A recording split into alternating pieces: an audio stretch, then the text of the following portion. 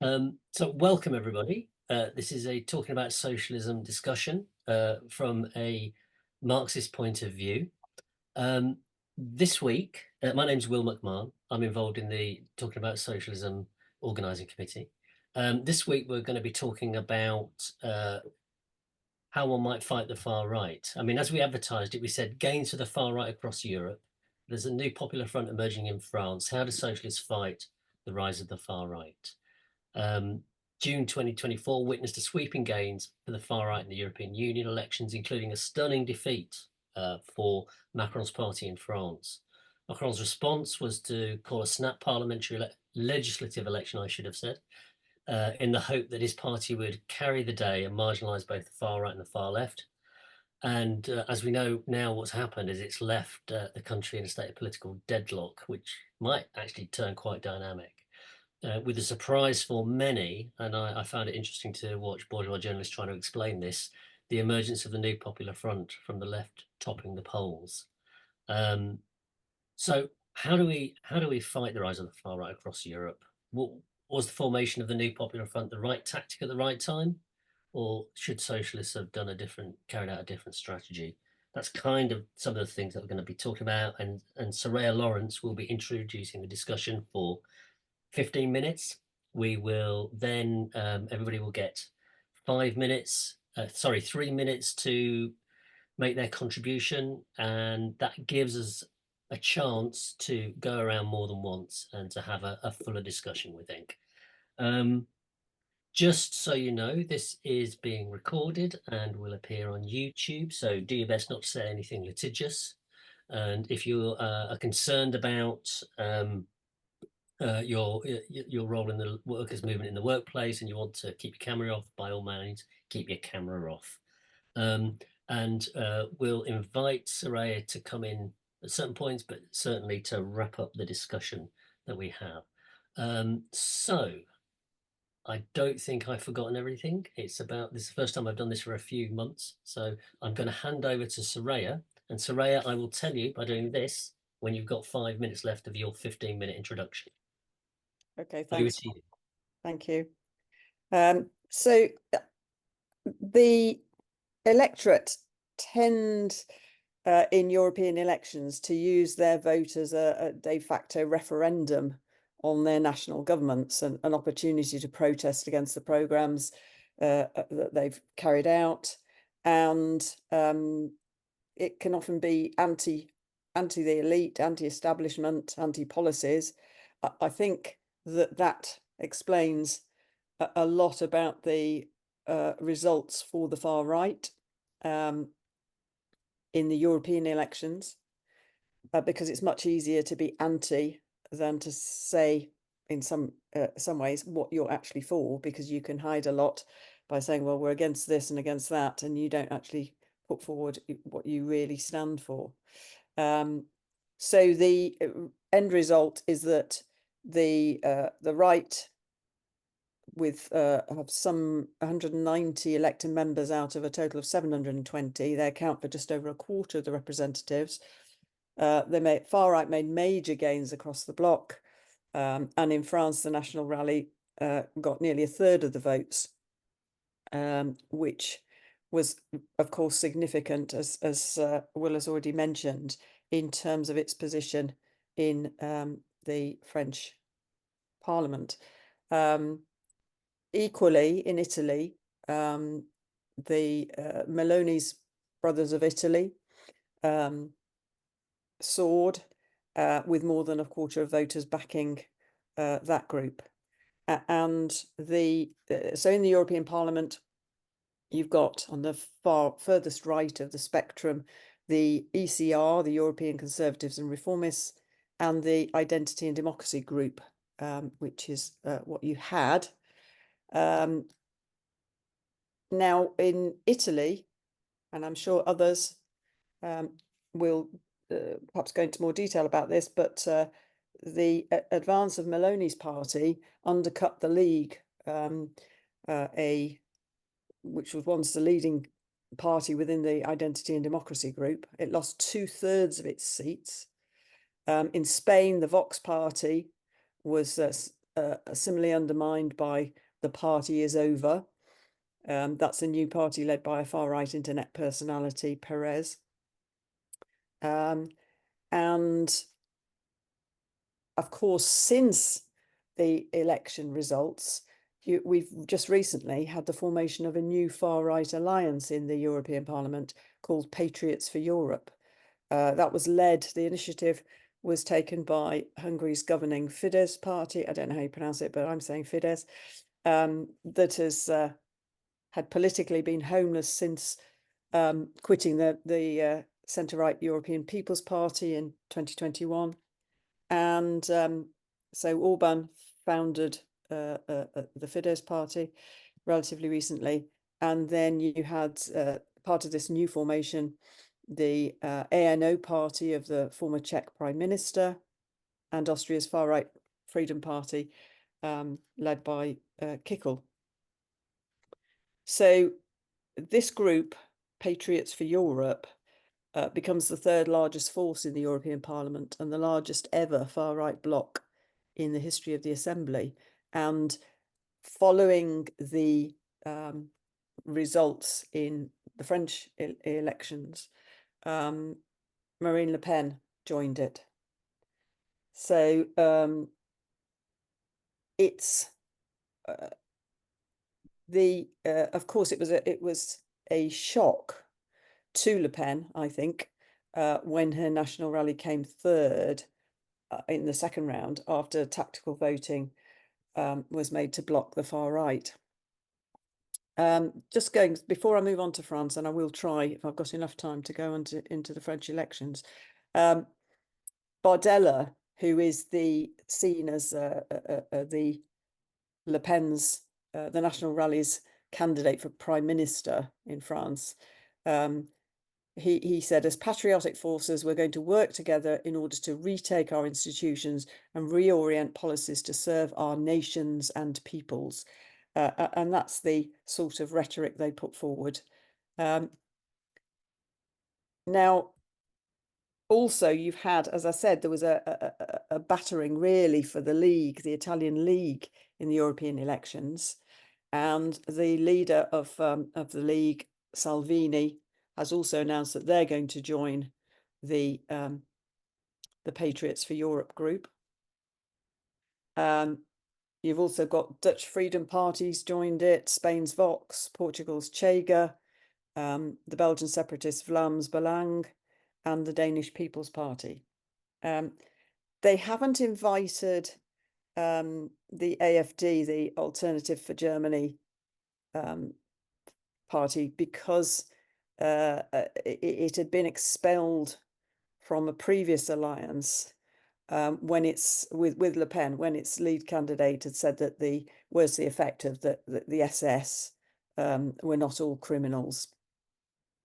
Now the division, so you've got the far right in this extreme, I would say the extreme far right, if we're going to talk of in sort of measures, but between the Patriots for Europe and the ECR, the European Conservatives and Reformists group, and the dividing line seems to be the attitude towards Ukraine. I'm simplifying this, but the attitude towards Ukraine, supporting Ukraine against Putin, or the pragmatic approach of hedging your bets in relation to relations with Putin. So remaining in the European division, as it were, of who got what, the traditional centre-right and centre-left parties now only have a combined 45% of seats, and socialists have got 136. The Greens had substantial losses, predominantly from in France and Germany. Those delegations had accounted for half of the movements present in the parties present in Parliament, in the European Parliament, and they dropped from being fourth to the sixth largest party in the chamber.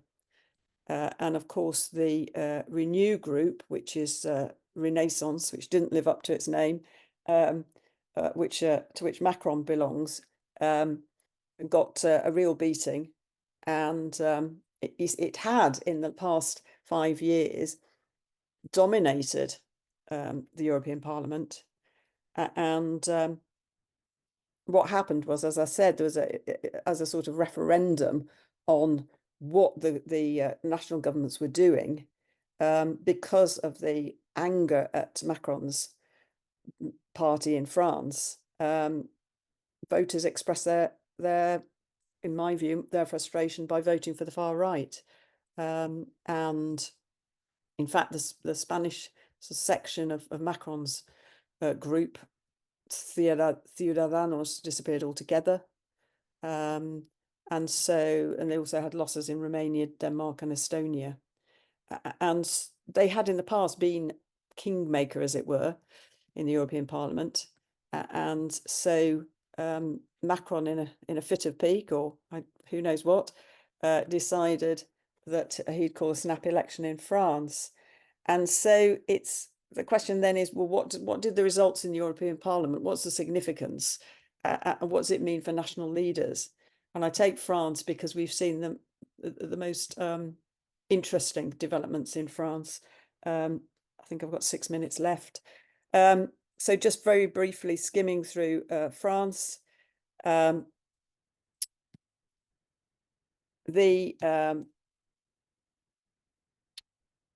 had after the first round, you had the first, with this threat of the National Rally, Le Pen's party, sweeping to power. You had this new Popular Front, as it was called, a combination of the Mélenchon's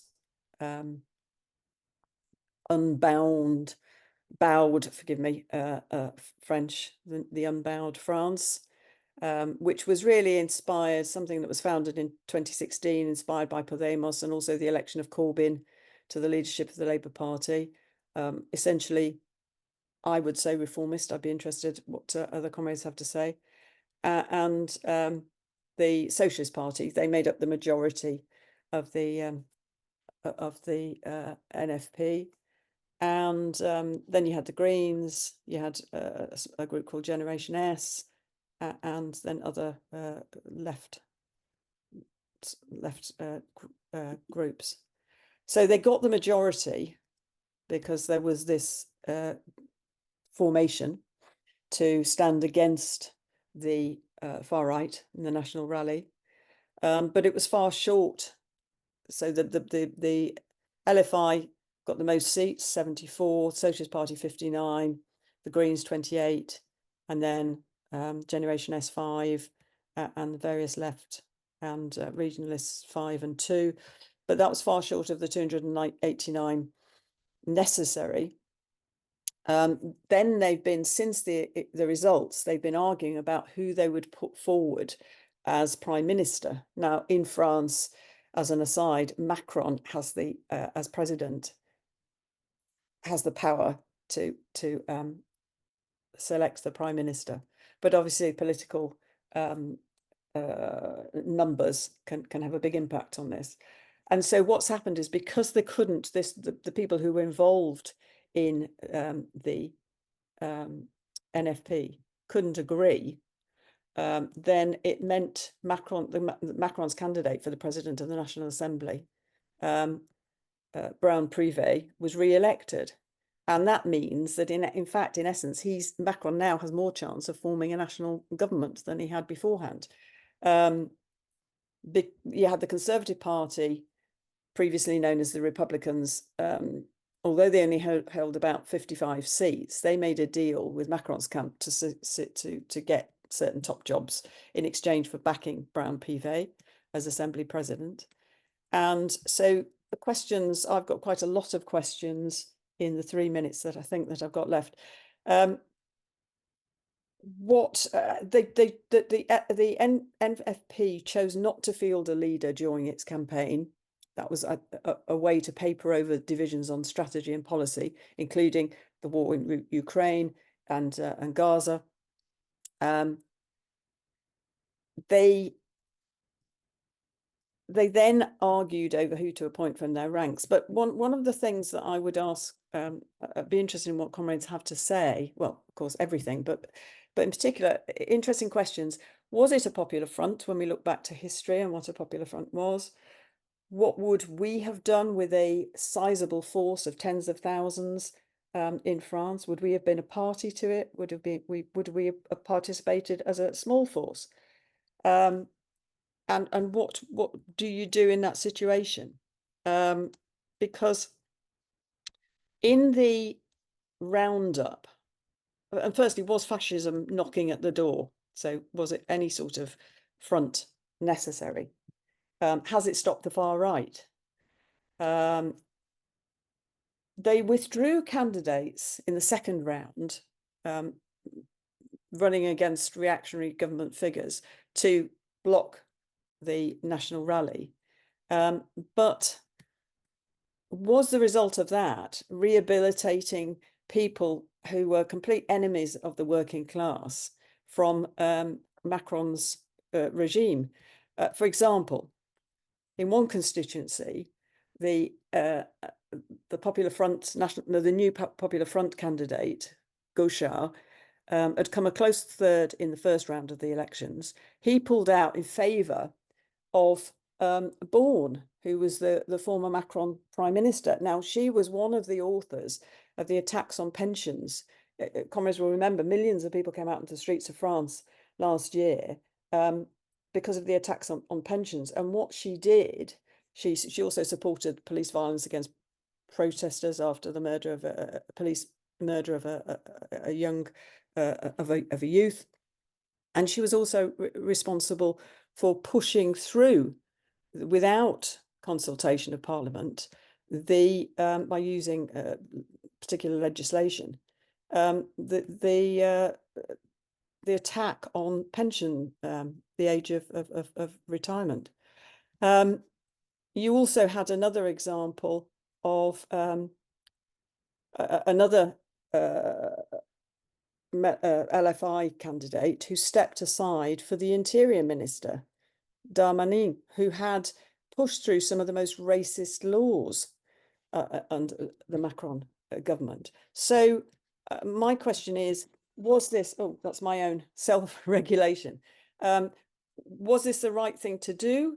Are you actually serving the purpose of the working class by doing that? Because my view is that if you stand aside for somebody who is a complete enemy of the working class, aren't you actually saying to the working class, oh, well, actually, you can vote for them because they're in some way superior to the National Rally candidates?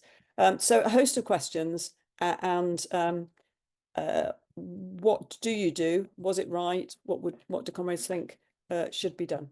Okay, I should, sorry, if I'm allowed, just two more. Hundreds of thousands on the weekend of the 15th and 16th of June, about 800,000 people took to the streets against the National Rally. In my view, the way to stop the far right is, yes, by perhaps forming alliances, but is to mobilise those forces on the ground. And the question is, how do you reach them and how do you mobilise them? Right. Really comprehensive and very pointed start to the conversation. Was it the right thing to do? Was it the right thing to do to defer to candidates who'd attacked immigrants and who introduced pension reforms that were against the interests of the working class? Who would like to go first? Who'd like to come back first?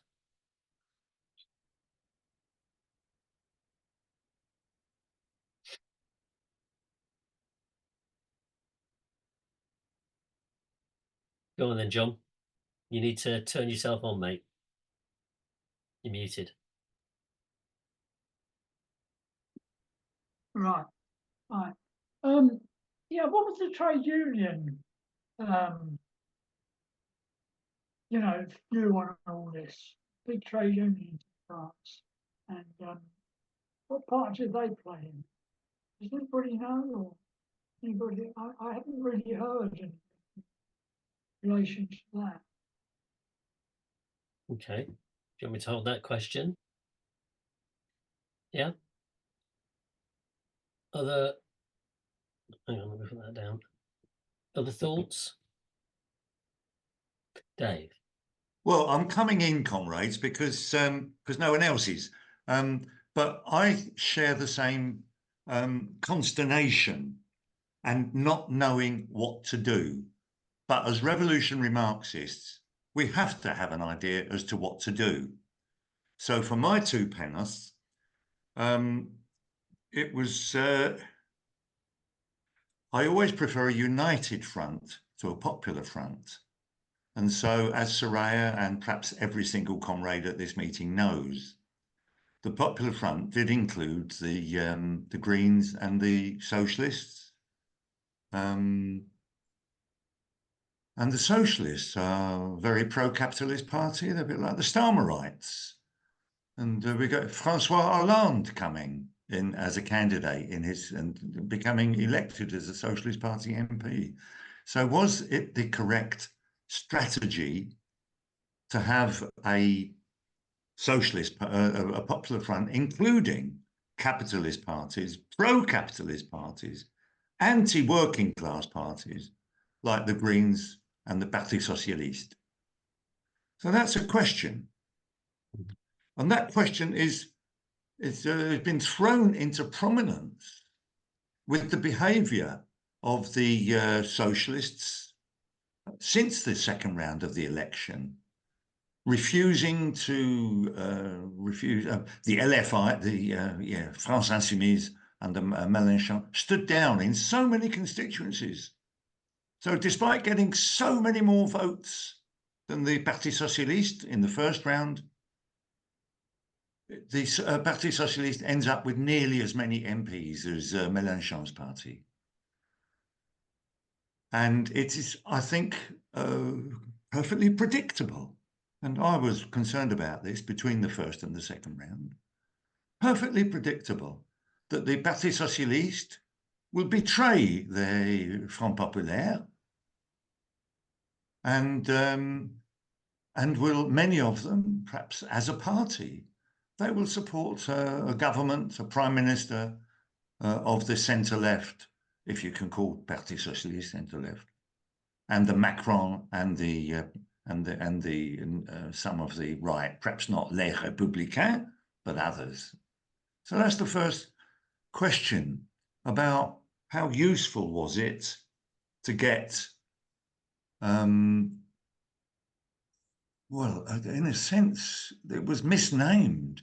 I mean, they had intended the Popular Front. If we look at it analytically, it was more an attempt to bring pro-working class parties together. It's more of a left Popular Front, more of a united front.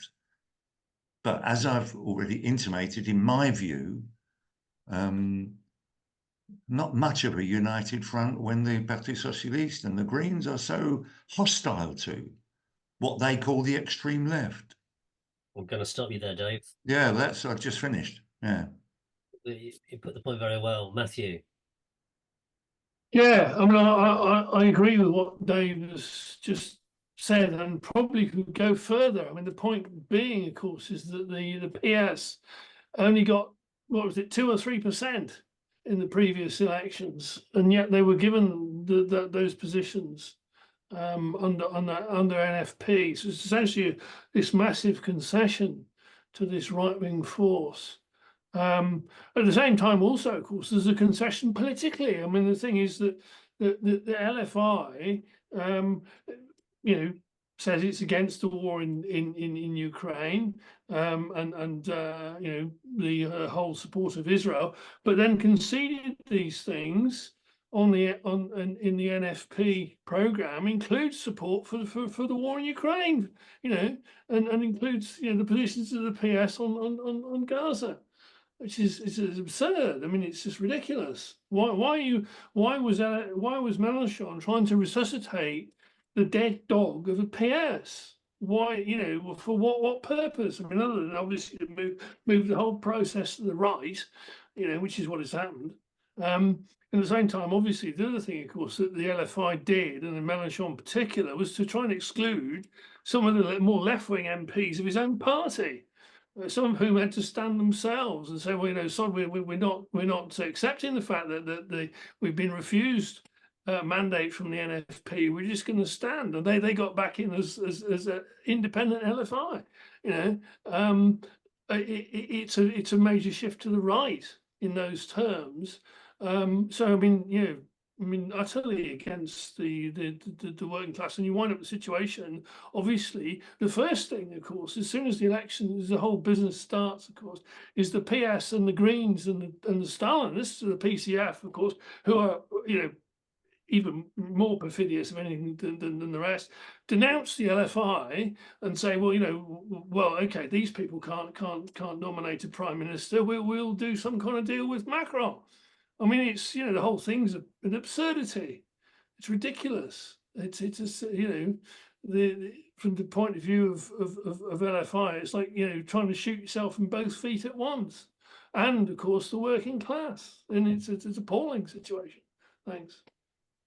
Okay. John, you spoke very briefly, so I'm going to bring you in again because you obviously want to speak on this. Right.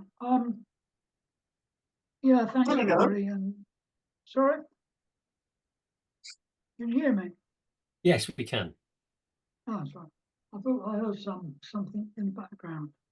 It's gone again. What's gone again? It's all right. It's I'm going to mute where those noises are coming from. Go ahead, John. All right. Okay. Yeah, I mean, this coalition, you know, came out of what you would say needs must when needs must, due to the, you know, result of the European election and the right doing so well. So it's a reaction. It's not. It doesn't have any real depth or structure or real kind of. I mean, to be honest, it's. I think what Sonia was saying. I think there is a kind of kind of Corbyn thing about it. Although that was, yeah, there are differences, of course, but I mean, it has all these issues because it's so fragile in the first place. It's going to fall apart, and so it has to have depth, has to have structure. I mean, any Popular Front or United Front in history, which I have to say I don't know a great deal about, but you know, you need something where you're coming from. Yeah, I expected it to happen. Okay. Nick?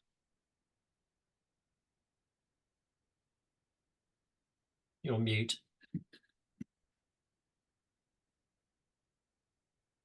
Go ahead. Okay. It is a fascinating discussion because it throws up so many questions for us.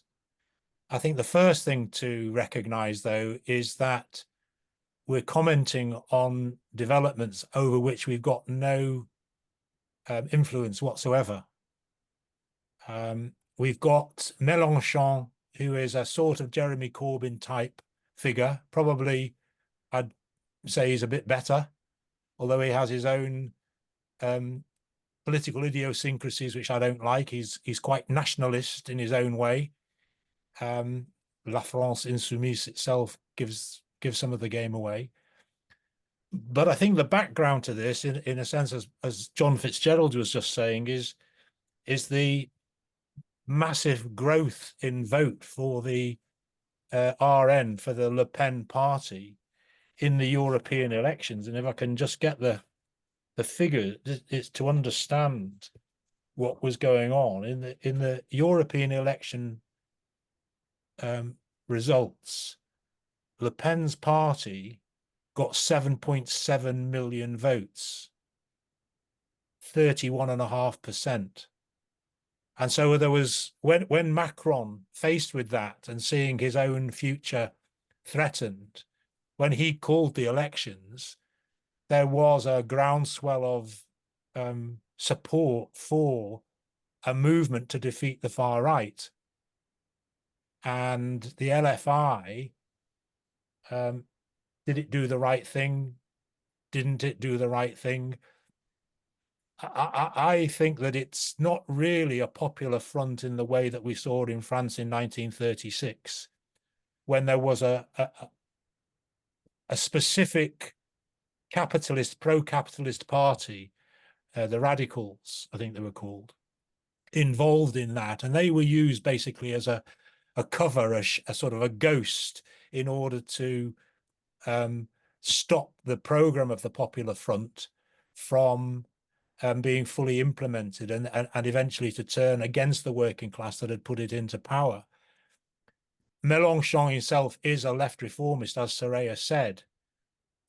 Doesn't start out as being a genuine socialist or genuine communist, somebody who sees a fundamental break being necessary.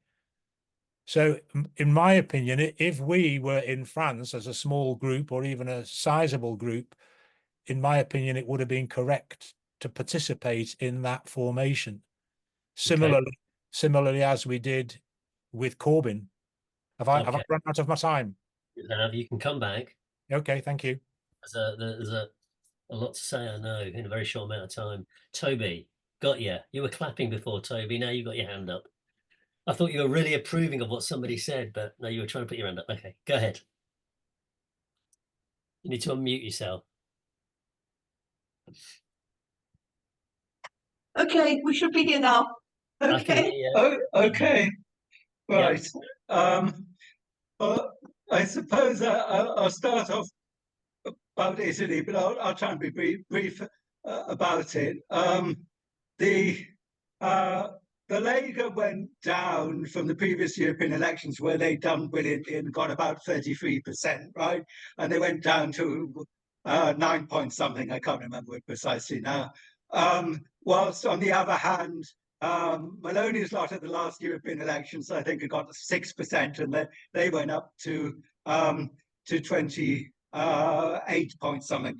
So, I mean, I don't think the total far right vote went up much in Italy. It was a bit more of a rebalancing between the two groupings, between Maloney's lot and Salvini's lot. That one went down and the other one went up.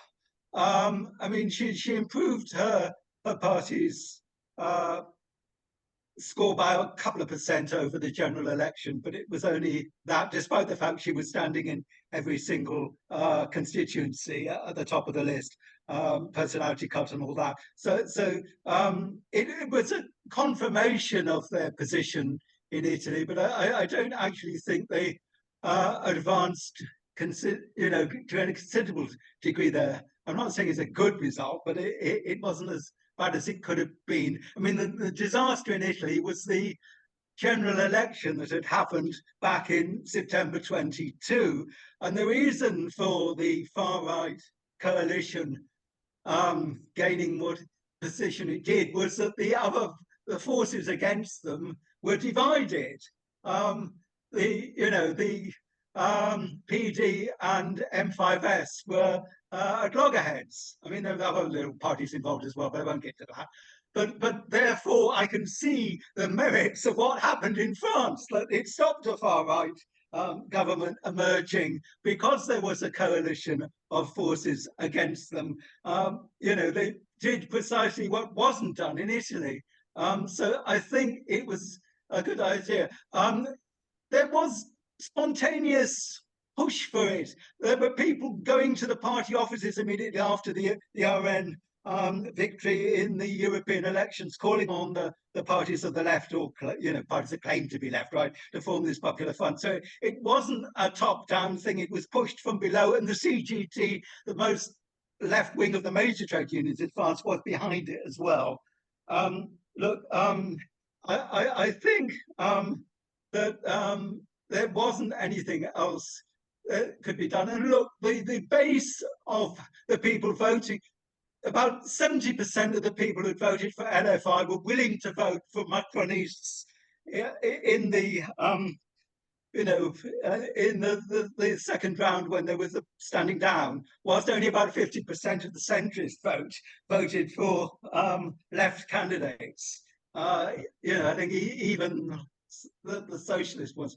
The socialists have behaved very badly, and Glucksmann, who I think is officially not the socialist, but something called Place Publique or something, is even worse than the official leader of the Socialist Party. But yeah, and therefore the fact they haven't got a common prime minister is the fault primarily of the socialists, not the fault of LFI. Okay, thank you very much. Thank you very much. I can't see any more hands up, so I'm sure there's a lot of questions, a lot of discussion in the room. Nick's put his hand up again, but I'm gonna try and find people who haven't spoken before. Dave's got his literal hand up. Oh, you got the literal hand up. Thank you very much. I've got Dave and Nick with literal hands up. Well, Dave with a literal hand up. Anybody else? Okay. I want to get to a different aspect of what Soraya was talking about, which is about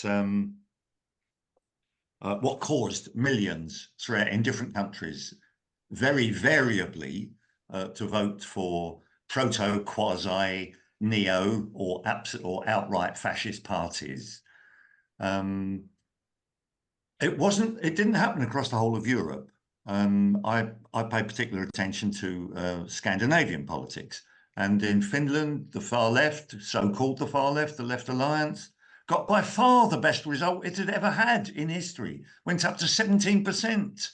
And the same happened, I think it was Denmark, where the left also did far better. Now, what's the relevance of that to Soraya's question? And the relevance is that in, or perhaps it was Sweden instead of Finland, but I'll just talk about Finland. It was a reaction against the far right being in government. I mean, they're actually in the conservative the Finn's party is in coalition with the Kokoomus, the Conservative Party there. And so people were revolted by a number of the far-right actions and speeches and behaviour in government. So we can view it as part of a anti-establishment. I want to make one more point, and that point is what should be the view of Marxists? And I'm having this because I'm involved in a United Front movement in Brighton, where in the election recently we got a very good result. We got nearly 6% in a non-Muslim area in the national elections, and there was a vibrant campaign there. 200 people involved, maximum spent, etc., etc. So I've completely forgotten the point I was going to make, but that was interesting, wasn't it? Yeah. What was the nature of the coalition you were involved in? Talk about who was in it. Well, yeah. Oh, yeah. What would we as Marxists do? What should we as Marxists do? And I think what I've been writing about and making speeches about on behalf of something called, and this is not a plug, something called the Campaign for a Mass Workers' Party. It's a group of 5 or 6 or 7 of us. We're just one of many groups trying to bring the left together. But what we discovered and it's fascinating, what a learning experience, working with people who are used to horizontalist forms of organization, people who are political novitiates, never been involved in politics before. Some people very much involved in Extinction Rebellion, Stop Oil, Palestine, Gaza campaigns, etc., etc.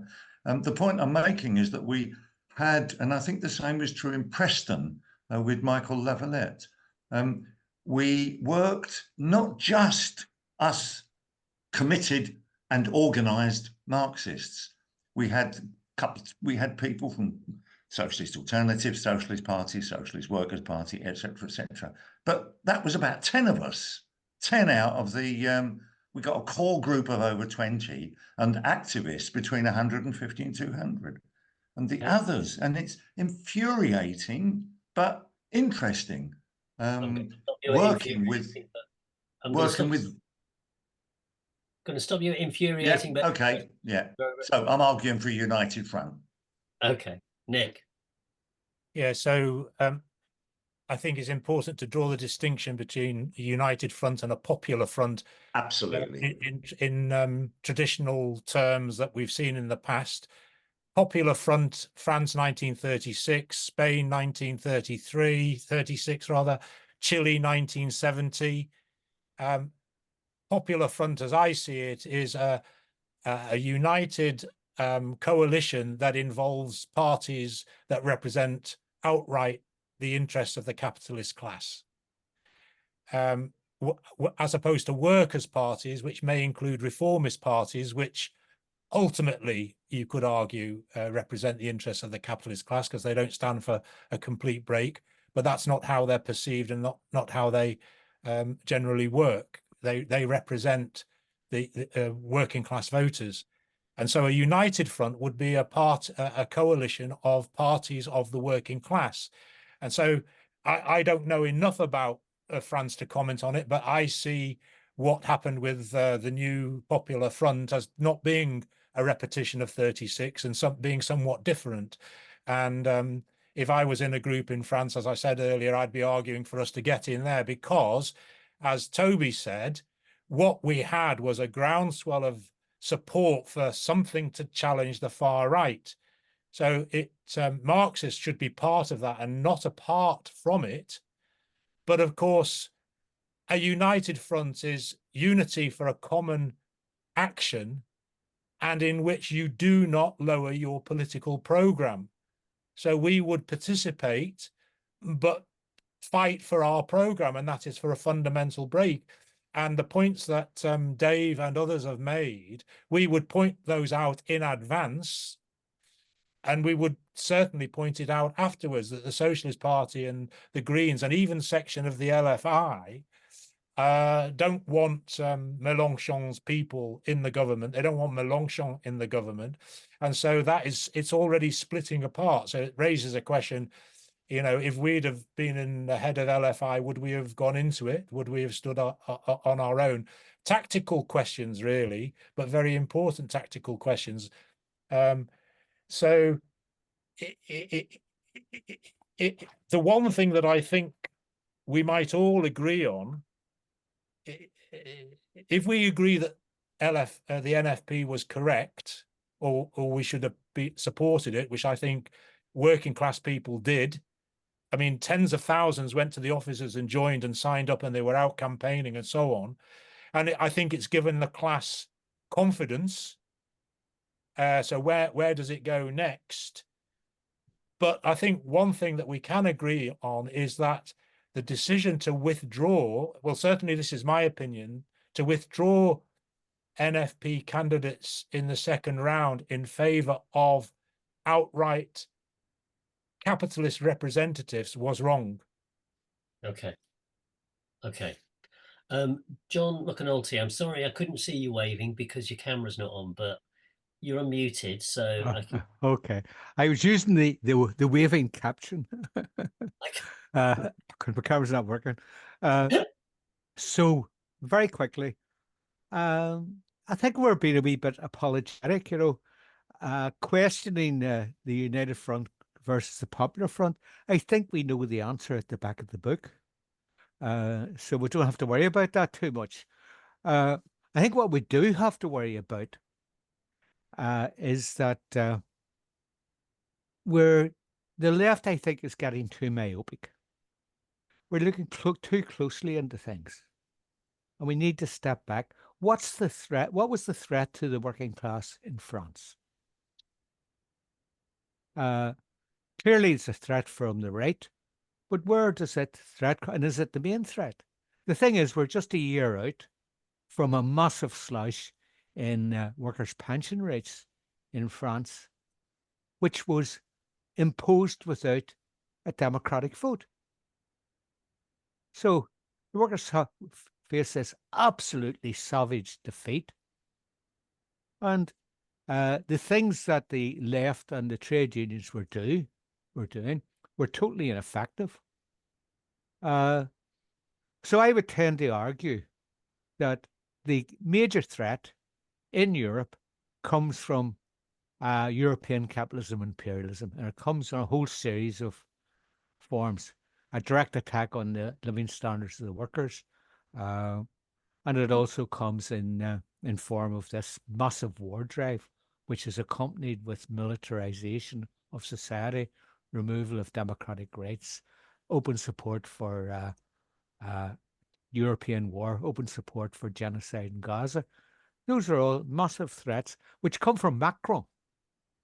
And it's because Macron and the European bourgeois are pushing the way forward, sort of automatically, the far right are moving in the background. The other point I would make is that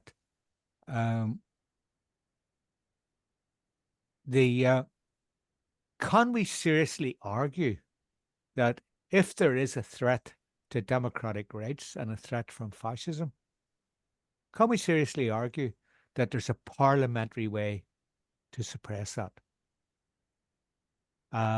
And if there's not if there is a parliamentary way, does it include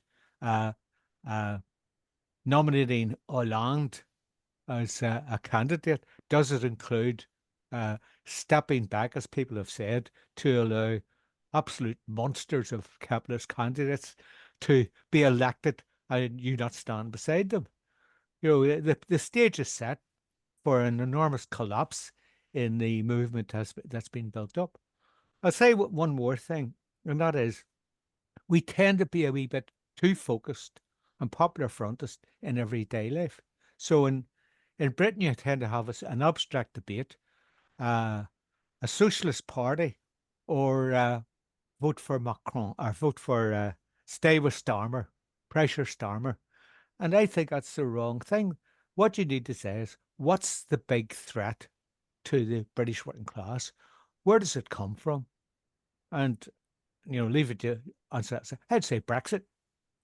And I would say the decision of Starmer and the left generally just to concede on Brexit is wrong. The slogan there is for United Socialist States of Europe. Very last point, just to refer to Ireland briefly, which is where I'm based. For years now, the Irish left have been following a Popular Front strategy. The Popular Front is for a left government led by Sinn Féin. Now, anybody who has any idea of the politics of Sinn Féin would have some idea of how ludicrous that proposal is. And it suffered a big setback because Sinn Féin did very badly in the elections, and the prospect of them getting into government are quite slim at the minute. John? So they've come up with a new formulation, which is tactical voting across candidate bases and tactical alliances, which is just the same programme. It's stick with Sinn Féin. And the reason they want to stick with Sinn Féin is they want to stick with Parliament. And John, no matter how propagandist it is, we John, want to have John, an extra parliamentary route. John, I'm going to have to stop you there. I've stopped. But a discussion about what's politically going on in Ireland would be a really interesting discussion as well, I think, and something worth visiting. Right, John Fitzgerald has got his hand up. Are there, and we've got several people who've spoken before with their hands up. So are there any other contributions that we can bring in? Virginia, Ian, Jeff, Andy, Greg, John Henry, do you have any questions or any thoughts that you'd like to put? If you want to put them into the chat, please put it there and we can read them out. It'd be good to hear from you. One thing we always say here is every question is a good question. Soraya, you just put your hand up there. Do you want to? Yes, I was just going to say that quite a while ago, Kirsty put up, because she's got a bad chest infection, so she said she's not speaking. But she did pose this question: do you think the far right are winning in Europe because the left have no one really in Europe to stand up for the European countries? So that's something that I just wanted comrades to be aware of that question. Thanks very much for that. Okay, John, and then Nick. Yeah, hi again. Yeah, three things. What actually what Soraya just said is, I remember Corbyn not saying not too long ago that the left in Europe is very weak. And we all kind of know that. It's interesting actually as to in France, the left has been weak for quite a long time. I'm not really, don't know too much about it. But I thought what Toby has said was about that, whereas Italy didn't do it and France did, is an interesting point. Because whereas Nick is saying they were wrong to actually do what they did in the second round, the tactical voting, I suppose there's a kind of issue around, at the time, I mean, that was kind of decided. Now, as to the rightness or wrongness of it, what would be the, what if we hadn't, or they hadn't had the tactical voting, and that then, the far right did manage to get a lot more seats in the parliament. But then again, on the other hand, there's the other issue where, as Soraya said, the 800,000 people marching in France when the right did begin to ascend. So, whereas, Nick is saying, I just sort of kind of feel that there's that if, for instance, they hadn't done that, maybe there would have been a bigger movement coming out. On the other hand, the right may have done a lot better. As I say, it's kind of how the actual working class react to it, to the extreme right. And the 800,000 marching, that was, could have been something, I suppose, that took off. So I'm kind of looking at the various, the kind of ifs and buts about it, contradictions of it. What we were hoping to see come out of it, with all its contradictions, if you see what I mean. Thanks very much. Thanks for that. Minnie, you're on next. Hi. Yeah, thanks, Soraya. And thanks, Will. Yeah, I agree with what other comrades have said. I don't think it's a good idea to stand down when you've got monster candidates.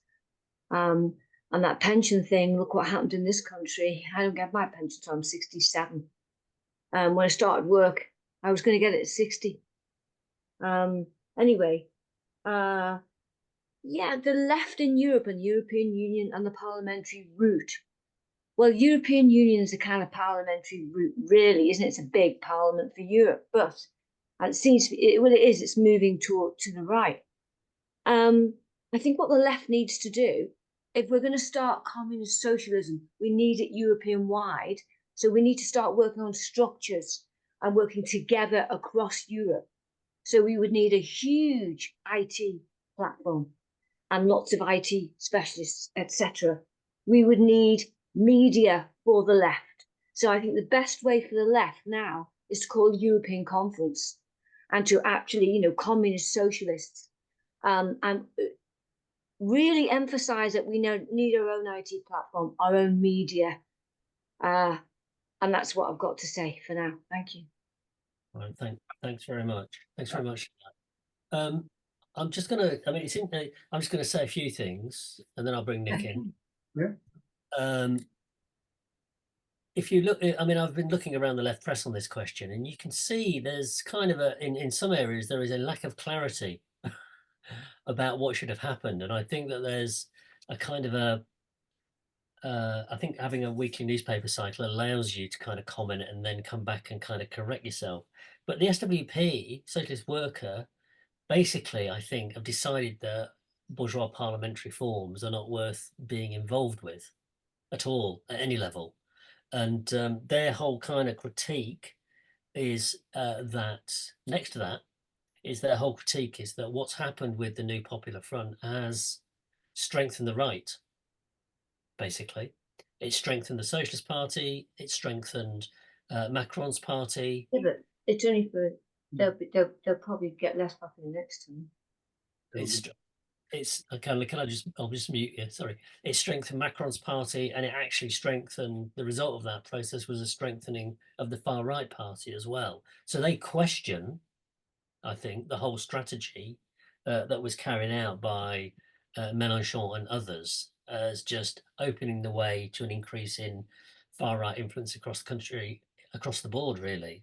Then there's the the socialist alternative and the Socialist Party, kind of very much in the same place if you read what they write, which is we're really pleased that the far right was defeated or set back, however you want to put it, placed into third place. And they call for, support for, mass mobilization on the ground and radical policy. So actually, as organizations, one which was born out of the other, they're actually in pretty much the same place, really, in terms of political analysis. And our friends in the Revolutionary Communist Party, newly formed, argued that before the votes happened, said it will not be a new version of NUPES, i.e. the Popular Front, New Popular Front, cobbled together in backroom deals that will break the momentum of the national rally through an electoral platform. And then, of course, the result came out. I kind of think it might have broken their momentum slightly, looking at the faces of the national rally people at their supposedly celebration parties. And then they come back with saying we should mobilize the workers and the students on the streets on a radical program through anti-capitalist struggle, right? Which doesn't actually mention socialism, which is quite a strange thing for a revolutionary communist party.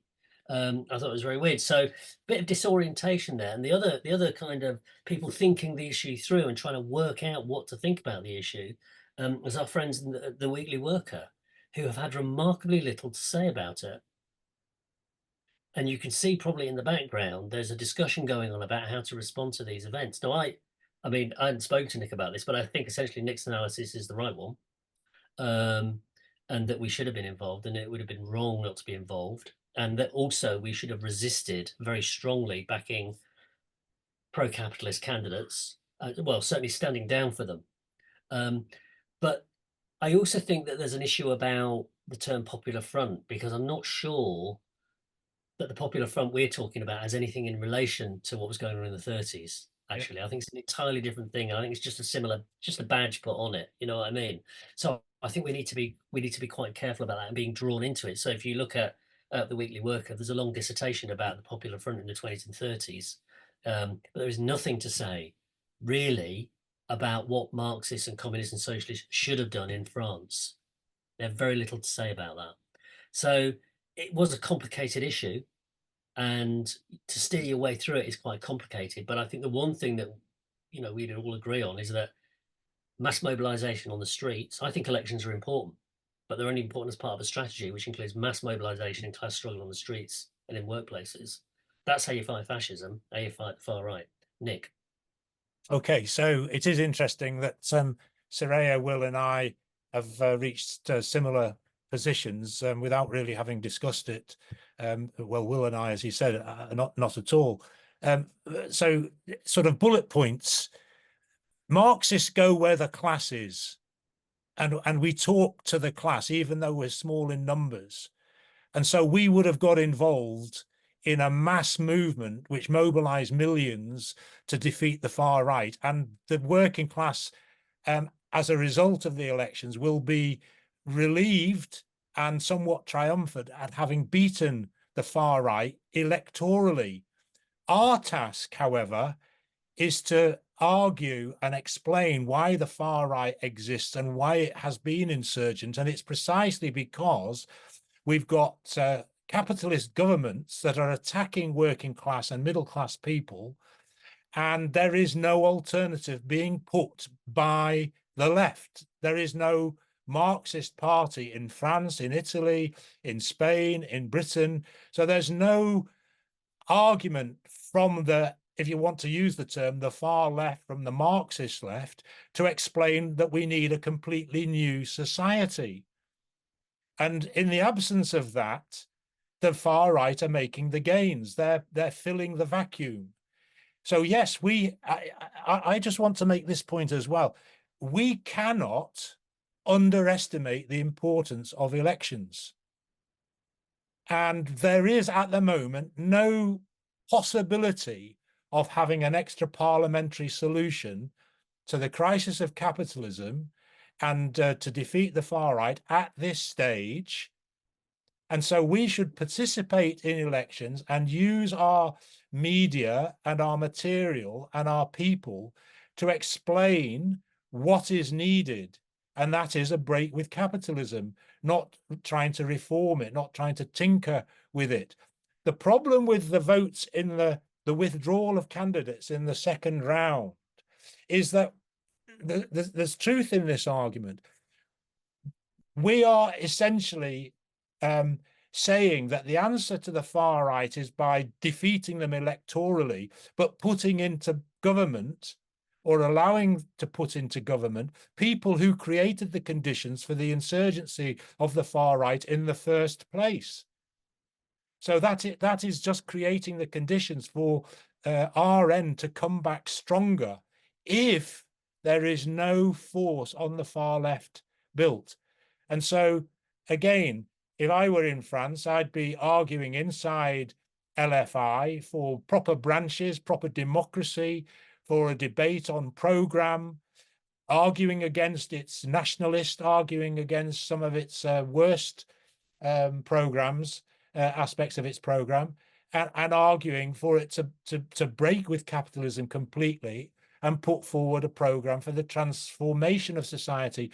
Defeating the far right will be done on the basis of a political programme to mobilise people, and that gives direction to the activity on the streets, in the workplaces, in the schools and in the colleges. You're muted.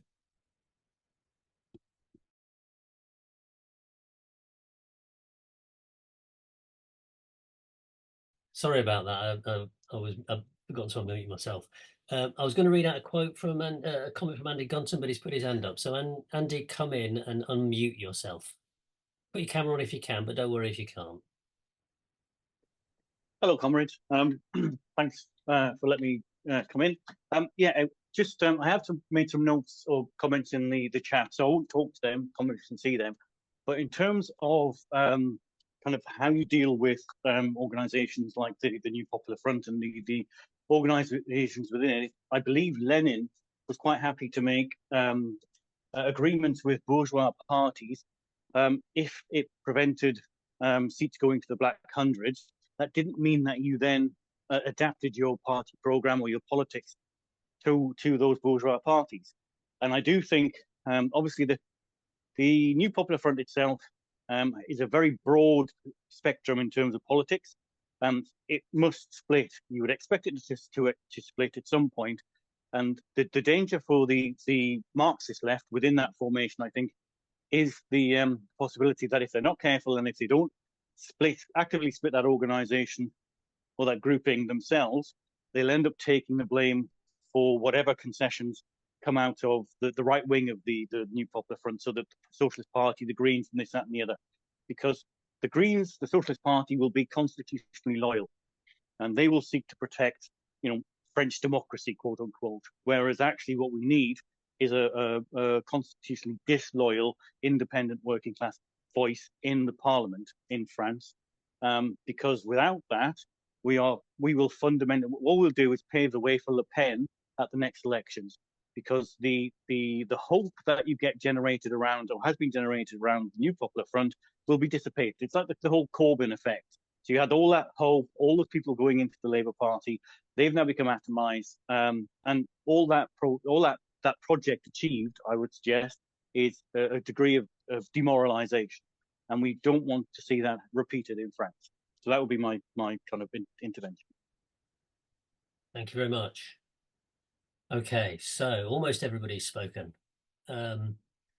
Is there anybody else who would like to come in? Who hasn't spoken, that is. I'll come to you, Dave, if I'm going to say. Okay, Dave, go on.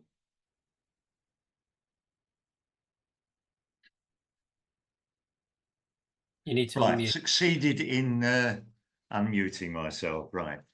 One of the comrades mentioned the left should call the European Conference. What left? The left is not united. There's 20 alphabet soup parties who do very good work, you know, give out the newspapers and have the placards, useful in introducing people for the first time, blah, blah, blah, suffer from democratic centralism, etc.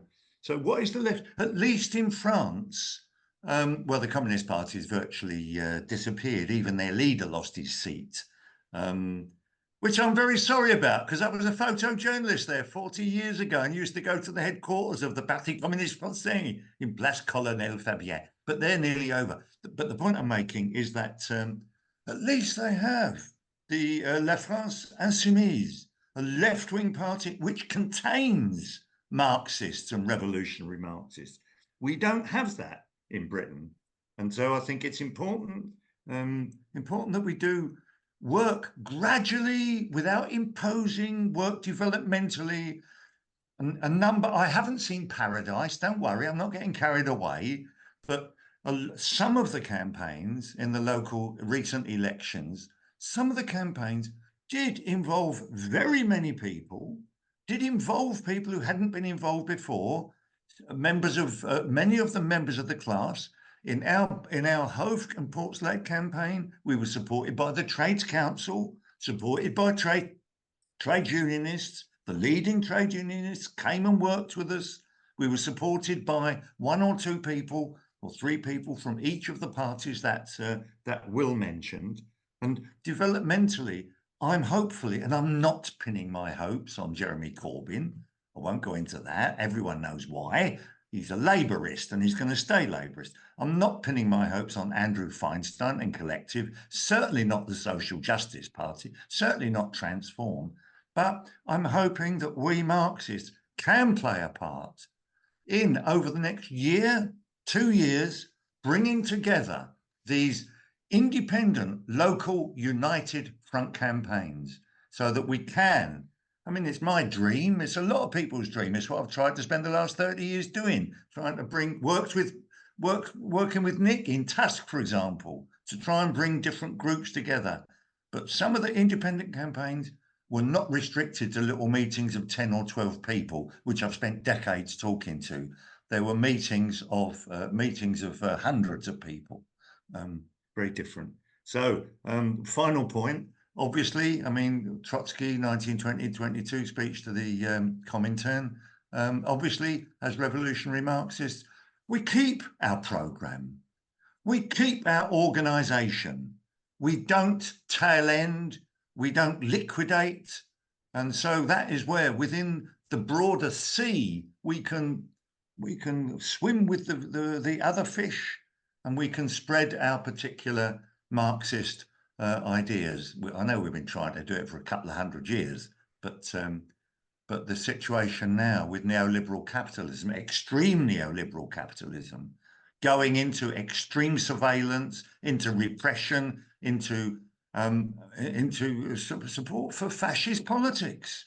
You know, the time may be, I'm not a millennial believer, but the time may be in the next 2 or 3 years, people see through the government in France, see through the government of Starmer, and it may be more propitious for us to play a Marxist part in a much larger and united formation.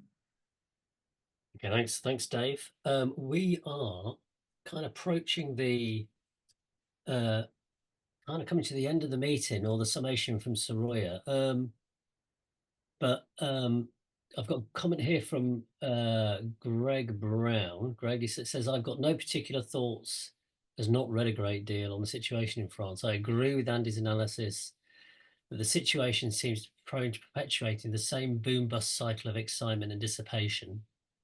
This is the same cycle we have in the Labour Party, which is probably a British version of this iteration of the Popular Front. The point is to break from this cycle, of course. And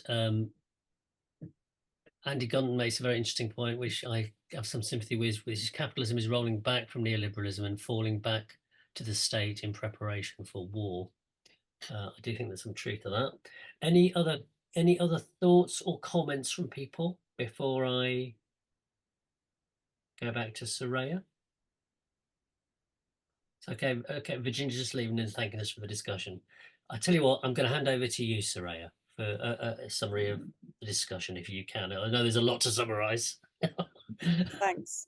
The first conclusion that I've drawn it a long time ago, but I think the whole of the discussion, as with every discussion we have, but this extremely starkly, is it just emphasises, doesn't it, the need for a mass socialist, communist, we still over what word, party that is arguing for an end to capitalism. And that is the fact that you've got capitalist class that will use anything to perpetuate its existence. And when it suits it, parliamentary democracy will be all right. And when it's controlled by not just the overtly capitalist parties, but also the leaders of the trade unions and the workers' parties who are playing their own bit for capitalism, doing their own bit for capitalism, it just emphasises the absolute need for a mass socialist party, and we haven't got it, and that's why we need to carry on not just discussing, but actually, as other comrades have said, trying to get to these people. So I think that it's because there are so few of us, it's easy to sort of talk about things in theory, isn't it? It's really, but with reality, the important thing is analysing what you would do in that situation, because it is a practical situation. And so it seems to me that it was the right thing to set up this front. Yes, there's a discussion about, was it a genuine, I think using the word popular obviously was a deliberate referral back to the fight against fascism, and so to reinforce the idea of the need for unity, because is the National Rally fascism beating down the doors in France at this stage? I'm not saying there aren't extreme right wingers, but what stage are we at in France? But so I think there's a deliberate use of choice of that word, obviously, and as other comments have raised, Popular Front in that sense, no. Was it the right thing to do? Yes, I think it was. And I think, as other comrades have said, what was wrong, though, you participate in that. Sorry, that's not wrong. You participate in that and you put forward the arguments that you don't withdraw your candidates. You would in situations, but not in situations where you are withdrawing one of your candidates to be replaced by an overt enemy of the working class. So it's all about what you do within that. And I think, you see, it does seem that there are some of the groups on the left that seem to say, well, it's of no importance because this is all parliamentary democracy. I think that lots of important things to comment on, but elections, firstly, if you can't persuade people I'm not saying elections are the be all and end all, but they are important, and in parliamentary democracy is an important part of it's been very well played by obviously the right to vote was a long fought battle by workers. It wasn't something that was given to them, but it's then been used really to dissipate the movement. Well, okay, you can vote every 4 or 5 years to get your representatives, and therefore that's all right, you don't need to do any more. But it is an important aspect, I think, of the psychology of the working class. And I think the important thing well, many important things, but you had in France was the feeling of power. First of all, I think that the instinctive protests, that the hundreds of thousands that came out on the streets, the idea of the National Assembly getting into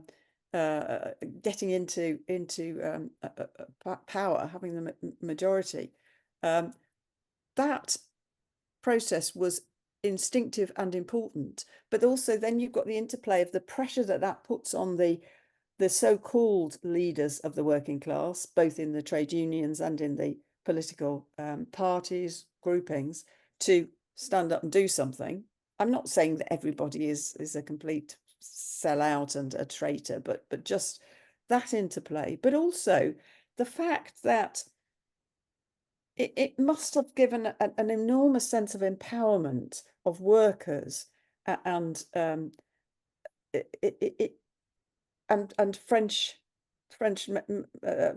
working class, that they were able to beat these the national rallies, which the personification of the extreme right and so forth. And so it can't be just, oh well, this is all parliamentary politics and therefore it's of no importance. It's what happens in the minds of the working class and the example of what unity can do, and that in fact unity is strength, and this is an example of the strength, without over exaggerating the results, but the fact that that can be achieved, I think, is a really important consequence of what's happened. And I think, without over exaggerating it, of course, I've set out in the beginning what I think some of the negative aspects to what was done, but it's really important, and you can't, I don't think we can underplay that, because it's all part of how does the working class become conscious of its power, and because that's the only force in society that's going to get rid of capitalism. It's stating what we in this small meeting no doubt all agree on, but it's the only that power that'll be able to change society and get rid of capitalism. So it's incredibly important, and I think it's part, isn't it, of how do you become just bystanders commenting, and how do you actually play a role in changing society and influencing and trying to encourage other people and making contact with, because not being superior, we are not the only people in the world. I mean, heaven forbid, if we were the only people who realise that we need to get rid of capitalism and that it's the working class who can do it. It's a question of meeting those people and uniting and working together. And so I think all of this is important. I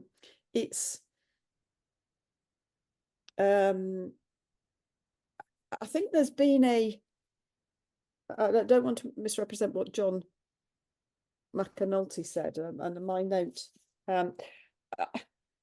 I think that there has been, and there is, an ongoing erosion of democracy, basic democratic rights, the right to protest, we've seen it here, the right to demonstrate, things that in a way are sort of easy things to dissipate anger against the system, that even that's being eroded subtly, sometimes not so subtly. And so actually, although we may not have, well, we don't have extreme fascism and the jackboots marching on the streets and the tanks out on the streets, but it's all part, isn't it, of the process, as I said right at the beginning of these final remarks, that capitalism will use anything when it feels its system is under threat, and it will resort to we've seen, history shows us, to the extreme measures. And so it is important to oppose any progress for the far right, and I think that's another importance. It's not something we can just say, well, it doesn't make any difference. And so, of course, the threat to us, to the working class, is from capitalism. But it's important what tools they use, isn't it? Some are more extreme than others, and some are easier to fight against. But I do think that it was important, and I've tussled with this when I was thinking about what to say tonight, and started off really from one position, perhaps of what I would call the sort of the purist, or where you don't get involved with these people, you know, sold out the working class. But I think in the circumstance, those particular circumstances, it was the right thing to do, to be involved, and I would have got involved, and I would have argued had I been over there. But at the same time, you don't lose your programme, and you argue, and you participate to be able to argue, not from the outside, but to be able to argue. Well, you don't ditch your programme just like that, because how are you going to, as comrades have said, it's that circular argument, how are you going to defeat capitalism? Only by getting rid of capitalism, and that means with a radical, not radical, a revolutionary programme.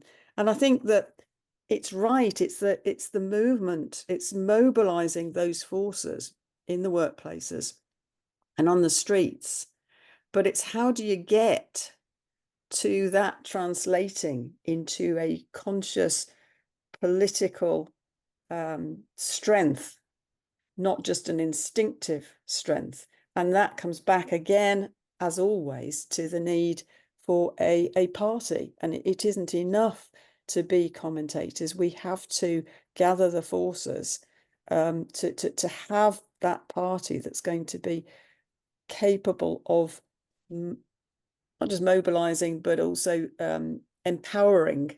The working class is powerful, but the role that a party plays in that, that I think is essential to overthrow capitalism.